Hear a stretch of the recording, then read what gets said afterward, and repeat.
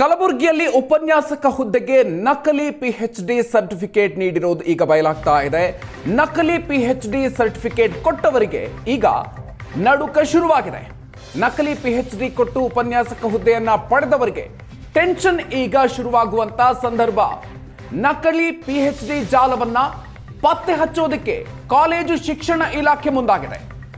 PhD ನೈಜತೆಯ ಪರಿಶೀಲನೆಗೆ ತಜ್ಞರ ಸಮಿತಿಯ ರಚನೆ ಮಾಡೋದಕ್ಕೆ ಸರ್ಕಾರ ನಿರ್ಧಾರವನ್ನ ಮಾಡಿದೆ. ಏಷ್ಯಾನೆಟ್ ಸುವರ್ಣ ನ್ಯೂಸ್ ಈ ವಿಚಾರಕ್ಕೆ ಸಂಬಂಧಪಟ್ಟಂತೆ ನಿರಂತರವಾಗಿರುವಂತಹ ಸುದ್ದಿಯನ್ನು ಬಿತ್ತರಿಸ್ತಾ ಇತ್ತು. ಈಗ ಈ ವಿಚಾರಕ್ಕೆ ಸಂಬಂಧಪಟ್ಟಂತೆ ಮಹತ್ವದ ಬೆಳವಣಿಗೆ ಆಗಿದೆ. ಇದು ಏಷ್ಯಾನೆಟ್ ಸುವರ್ಣ ನ್ಯೂಸ್ನ ಮೆಗಾ ಇಂಪ್ಯಾಕ್ಟ್.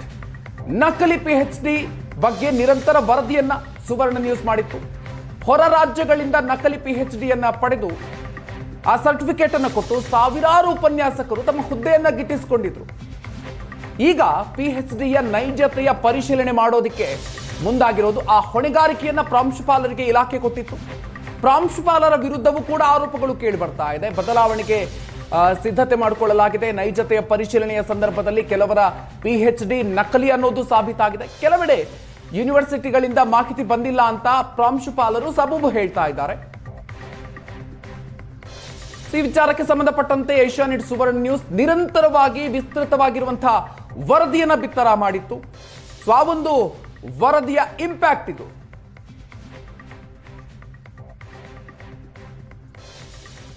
ಈ ಬಗ್ಗೆ ಹೆಚ್ಚಿನ ಡೀಟೇಲ್ಸ್ ಕೊಡ್ತಾರೆ ನಮ್ಮ ಪ್ರತಿನಿಧಿ ಅಭಿನಂದನ್. ಈಗ ನಮ್ಮ ಜೊತೆಗೆ ದೂರವಾಣಿ ಸಂಪರ್ಕದಲ್ಲಿ ಜಾಯ್ನ್ ಆಗ್ತಾ ಇದ್ದಾರೆ. ಅಭಿನಂದನ್, ಇದೀಗ ಏಷ್ಯಾನೆಟ್ ಸುವರ್ಣ ನ್ಯೂಸ್ ಈ ವಿಚಾರಕ್ಕೆ ಸಂಬಂಧಪಟ್ಟಂತೆ ನಿರಂತರವಾಗಿರುವಂತಹ ಒಂದು ಸುದ್ದಿಯನ್ನ ಬಿತ್ತರಿಸಿತ್ತು. ಈಗ ಸರ್ಕಾರ ಎಚ್ಚೆತ್ತುಕೊಂಡಿದೆ. ನಕಲಿ ಪಿಎಚ್ಡಿ ಜಾಲವನ್ನ ಪತ್ತೆ ಹಚ್ಚೋದಕ್ಕೆ ಈಗ ತಜ್ಞರ ಸಮಿತಿಯ ರಚನೆ ಮಾಡೋದಕ್ಕೆ ಸರ್ಕಾರ ನಿರ್ಧಾರವನ್ನ ಮಾಡಿರೋದು. ಡೀಟೇಲ್ಸ್ ನೀಡ್ತಾ ಹೋಗೋದಾದ್ರೆ ಅಭಿನಂದನ್.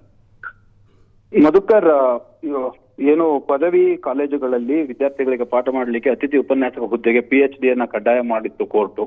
ಈ ಹಿನ್ನೆಲೆಯಲ್ಲಿ ಕೆಲವು ಅತಿಥಿ ಉಪನ್ಯಾಸಕರು ತಮ್ಮ ಹುದ್ದೆಯನ್ನ ಪಡಿಲಿಕ್ಕೆ ಪಿಎಚ್ಡಿ ಕಡ್ಡಾಯ ಮಾಡಿದ ಬೆನ್ನಲ್ಲೇ ಪಿಎಚ್ಡಿ ಗಳನ್ನ ಸಬ್ಮಿಟ್ ಮಾಡಿದ್ರು.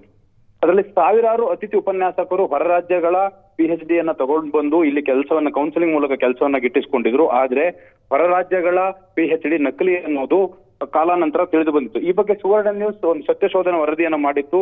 ಹಲವು ಅತಿಥಿ ಉಪನ್ಯಾಸಕರು ಬೇರೆ ಬೇರೆ ರಾಜ್ಯಗಳ ನಕಲಿ ಪಿಎಚ್ಡಿ ಯನ್ನ ತಗೊಂಡು ಬಂದು ಇಲ್ಲಿ ಅತಿಥಿ ಉಪನ್ಯಾಸಕ ಹುದ್ದೆಯನ್ನ ಪಡೆದಿದ್ದಾರೆ ಅನ್ನೋದನ್ನ ವಿಸ್ತಾರವಾಗಿ ಸುವರ್ಣ ನ್ಯೂಸ್ ವರದಿಯನ್ನ ಮಾಡಿತ್ತು. ಸುವರ್ಣ ನ್ಯೂಸ್ ವರದಿ ಮಾಡಿದ ಬೆನ್ನಲ್ಲೇ ಆ ಪಿಎಚ್ಡಿ ಗಳ ನೈಜತೆಯನ್ನ ಪರಿಶೀಲನೆ ಮಾಡ್ಲಿಕ್ಕೆ ಕಾಲೇಜು ಶಿಕ್ಷಣ ಇಲಾಖೆ ಆಯುಕ್ತರಾದಂತ ಮಂಜುಶ್ರೀ ಅವರು ಆದೇಶವನ್ನ ಮಾಡಿದ್ರು. ಇದರ ಜವಾಬ್ದಾರಿಯನ್ನ ಪ್ರಿನ್ಸಿಪಾಲ್ರಿಗೆ ನೀಡಿದ್ರು. ಇದು ಪ್ರಿನ್ಸಿಪಾಲ್ರಿಗೆ ನೀಡಿದ್ದೇ ಒಂದು ಆಕ್ಚುಲಿ ವಿಪರ್ಯಾಸ. ಏನಂತ ಹೇಳಿದ್ರೆ, ಕೌನ್ಸಿಲಿಂಗ್ ಮೂಲಕ ಅತಿಥಿ ಉಪನ್ಯಾಸಕರು ಆಯ್ಕೆಯಾಗಿ ಬಂದ ನಂತರ ಅವರ ಪಿಎಚ್ಡಿಯ ನೈಜತೆಯನ್ನ ಪರಿಶೀಲನೆ ಮಾಡಬೇಕಾಗಿದ್ದು, ಅದರ ವರದಿಯನ್ನ ಸರ್ಕಾರಕ್ಕೆ ಕೊಡಬೇಕಾಗಿದ್ದದ್ದು ಪ್ರಿನ್ಸಿಪಾಲ್ರ ಕರ್ತವ್ಯ. ಆದ್ರೆ ಪ್ರಿನ್ಸಿಪಾಲ್ರುಗಳು ಅದನ್ನ ಎಲ್ಲ ಒಂದು ಕಡೆ ನಿರ್ಲಕ್ಷ್ಯನ ಮಾಡಿ ಅವರನ್ನ ಹುದ್ದೆಗೆ ಸೇರಿಸಿಕೊಂಡಿದ್ರು. ಅವರು ಹುದ್ದೆಯಲ್ಲಿ ಮುಂದುವರಿತಾ ಇದ್ರು. ಸುವರ್ಣ ನ್ಯೂಸ್ ನ ವರದಿ ನಂತರ ಪ್ರಿನ್ಸಿಪಾಲ್ರುಗಳಿಗೆ ಇದನ್ನ ತನಿಖೆ ಮಾಡ್ಲಿಕ್ಕೆ ಆದೇಶವನ್ನ ಮಾಡಿದ ನಂತರ ಕೆಲವು ಪ್ರಿನ್ಸಿಪಾಲ್ರುಗಳು ಯೂನಿವರ್ಸಿಟಿಗಳನ್ನ ಸಂಪರ್ಕಿಸಿ ಕೆಲವು ಅತಿಥಿ ಉಪನ್ಯಾಸಕರ ಪಿಎಚ್ಡಿಗಳು ನಕಲಿ ಅನ್ನೋದನ್ನ ತಿಳಿದುಕೊಂಡಿದ್ರು. ಈ ಹಿನ್ನೆಲೆಯಲ್ಲಿ ಕೆಲವರನ್ನ ಕರ್ತವ್ಯದಿಂದ ಬಿಡುಗಡೆ ಕೂಡ ಮಾಡಲಾಗಿತ್ತು. ಇನ್ನೊಂದಷ್ಟು ಪ್ರಾಂಶುಪಾಲರುಗಳು, ಕಾಲೇಜಿನ ಪ್ರಾಂಶುಪಾಲರುಗಳು ಅತಿಥಿ ಉಪನ್ಯಾಸಕರ ಪಿಎಚ್ಡಿ ನೈಜತೆಯೋ ಇಲ್ಲವೋ ಅನ್ನೋದನ್ನ ಯೂನಿವರ್ಸಿಟಿಗಳ ಜೊತೆ ಲೆಟರ್ ಕರೆಸ್ಪಾಂಡೆನ್ಸ್ ಮಾಡ್ತಾ ಇದ್ದೀವಿ ಅಂತಕ್ಕಂಥ ಕಾಲಹರಣವನ್ನ ಮಾಡಿದ್ರೆ, ಇನ್ನು ಕೆಲವರು ಅದ್ರ ಬಗ್ಗೆ ತಲೆಯನ್ನೇ ಕೆಡಿಸ್ಕೊಳ್ಳಿಕ್ಕೆ ಹೋಗಿರ್ಲಿಲ್ಲ. ಇದ್ರ ಬಗ್ಗೆ ಒಂದು ದೊಡ್ಡ ಆಕ್ಷೇಪ ಇದ್ದಿತ್ತು. ಹಲವಾರು ಜನ ನೈಜ ಪಿಎಚ್ಡಿಯನ್ನ ಪಡೆದ ಹುದ್ದೆಯನ್ನ ವಂಚಿತರಾದಂತ ಅತಿಥಿ ಉಪನ್ಯಾಸಕರುಗಳು ಈ ಬಗ್ಗೆ ದೊಡ್ಡ ಮಟ್ಟದಲ್ಲಿ ವಿರೋಧವನ್ನು ವ್ಯಕ್ತಪಡಿಸಿದ್ರು. ಈ ಬೆನ್ನಲ್ಲೇ ಈಗ ಕಾಲೇಜು ಶಿಕ್ಷಣ ಇಲಾಖೆ ಒಂದು ಮಹತ್ವದ ತೀರ್ಮಾನವನ್ನ ತೆಗೆದುಕೊಂಡಿದ್ದು, ಈ ಅತಿಥಿ ಉಪನ್ಯಾಸಕರ ಪಿಎಚ್ಡಿಗಳ ನೈಜತೆಯನ್ನ ಪರಿಶೀಲನೆ ಮಾಡಲಿಕ್ಕೆ ಒಂದು ತಜ್ಞರ ಸಮಿತಿಯನ್ನ ರಚನೆ ಮಾಡಬೇಕು ಅನ್ನುವಂತ ತೀರ್ಮಾನವನ್ನ ಮಾಡಿದೆ.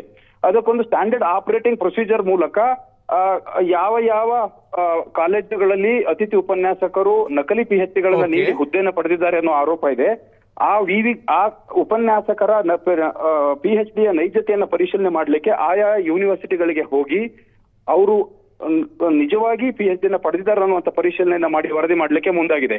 ಈ ಮೂಲಕ ಹಲವಾರು ಯಾರು ನೈಜ ಪಿಎಚ್ಡಿಯನ್ನ ಪಡೆದು ಹುದ್ದೆಯನ್ನ ವಂಚಿತರಾಗಿದ್ರು ಅವರಿಗೆ ಅನುಕೂಲ ಆಗಲಿದೆ. ಮತ್ತೆ ಸುವರ್ಣ ನ್ಯೂಸ್ನ ಈ ವರದಿಯಿಂದಾಗಿ ಈಗ ಆಲ್ರೆಡಿ ರಾಜ್ಯದಲ್ಲಿ 200ಕ್ಕೂ ಹೆಚ್ಚು ಅತಿಥಿ ಉಪನ್ಯಾಸಕರು ರಾಜೀನಾಮೆಯನ್ನ ಕೊಟ್ಟು ಹೋಗಿದ್ದಾರೆ. ವೈಯಕ್ತಿಕ ಕಾರಣಗಳನ್ನ ನೀಡಿ ಈಗ ಆಲ್ರೆಡಿ ರಾಜೀನಾಮೆಯನ್ನ ಕೊಟ್ಟು ಹುದ್ದೆಯನ್ನ ತಂದಿದ್ದಾರೆ. ಮಧುಕರ್, ಓಕೆ, ಧನ್ಯವಾದ ಅಭಿನಂದನ್ ಡೀಟೇಲ್ಸ್ಗೆ.